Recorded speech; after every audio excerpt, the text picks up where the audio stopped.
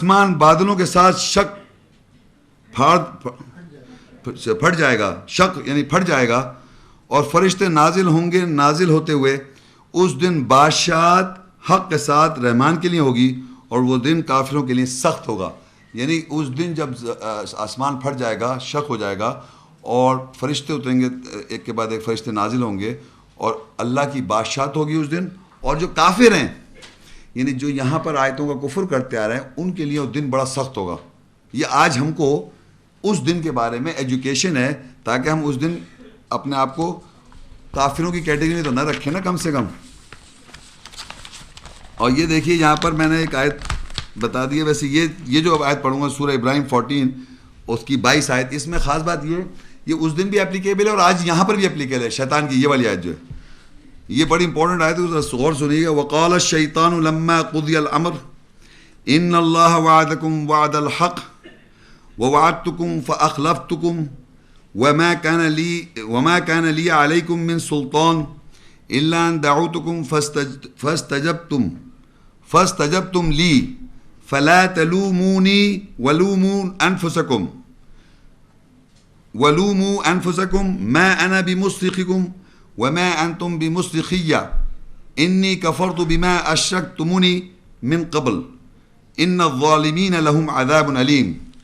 اور جب امر پورا ہو گیا تو شیطان نے کہا، بے شک اللہ نے تم سے وعدہ کیا تھا حق کے ساتھ وعدہ، میں نے بھی تم سے وعدہ کیا، پس میں نے تم سے وعدہ خلافی کی، اور میری تم پر کوئی سلطانیت اتھارٹی نہیں تھی سوائے یہ کہ میں تم کو دعوت دی، پس تم نے مجھے جواب دیا.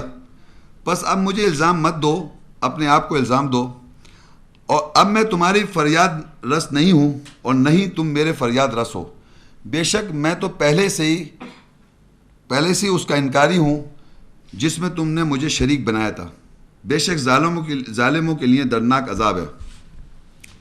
یہ سمجھیے جب بھی جتنے ہم یعنی دھوکہ یا جناب فریب یا وہ ترغیب یا اشتعال، ہر ایکشن کے بعد جب بھی شیطان آپ کو غلط کام کرا دیتا ہے، اور جب آپ کو یہ ایکشن ہو جاتا ہے تو اس کے چاہے لمحے بعد یا جب بھی اس کے بعد جب ہو جاتا ہے تو یہ سلسلہ شروع ہوتا ہے. یہ آپ کا اور اس کے ساتھ باقاعدہ ڈسکشن ہوتا ہے.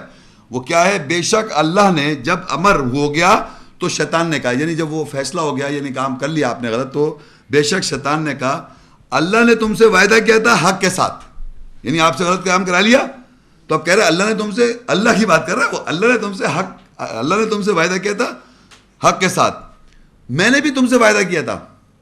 یعنی برائی کی جب ترغیب کر رہا تھا تو میں وعدہ کر رہا تھا، میں نے تم سے وعدہ کیا تھا، پس میں نے تم سے وعدہ خلافی کی. اب میں خلاف ہو گیا کہ تو اب میں اللہ کی بات بتا رہا ہوں، اور میری تم پر کوئی سلطانیت نہیں تھی سوائے کہ میں تم کو دعوت دیتا.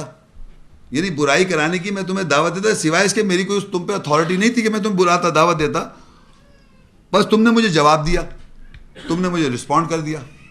تو برائی کی ترغیب کرنا یا کوئی بھی غلط کام کے لیے وہ تو آپ کو دعوت دیتا ہے کہ یہ ہو جائے غلط، یا آپ کو اچانک اشتعال میں لانا یا متحرک کر دینا، یہ سارے کام وہ کرتا ہے آپ سے. لیکن جب آپ کر جاتے ہیں تو یہ بولتا ہے پھر وہ، بس اب مجھے الزام مت دو، اپنے آپ ہی کو الزام دو، مجھے کیوں الزام دے رہا ہو؟ کیونکہ حرکت تو تم نے خود کی ہے، ایکشن تو آپ کا ہو گیا غلط. جب آدمی ایکشن کر لیتا ہے تو ہی از ریسپانسبل. انویٹیشن کس نے بھی دی تھی؟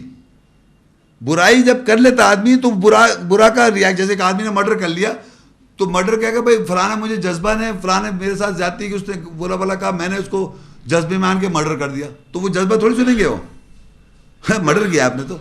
تو میں یہ کہنا چاہوں برا عمل کرنے سے پہلے جتنی وہ ترغیب کر رہا ہوتا ہے، آپ کو وسوسے ڈال رہا ہے، ترغیب کر رہا ہے، اشتعال کا سب کچھ کر رہا ہے بتا رہے، اور جب آپ نے حرکت کر لی تو یہ بول دے گا کیا مجھے کیا الزام، اپنے آپ کو الزام دو، اب میں تمہارا فریاد رس نہیں ہوں، تم میرے فریاد رس نہیں ہو.